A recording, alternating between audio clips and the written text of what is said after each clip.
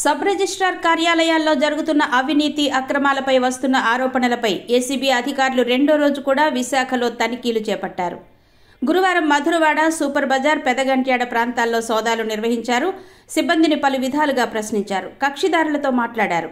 బుధవారం రాత్రి Madhurawada sub registrar కార్యాలయంలో ఒక గదిని అధికారుల సమక్షంలో సీల్ వేయగా గురువారం దానిని తెరిపించి వివిధ పత్రాల్ని పరిశీలించినట్టు తెలిసింది.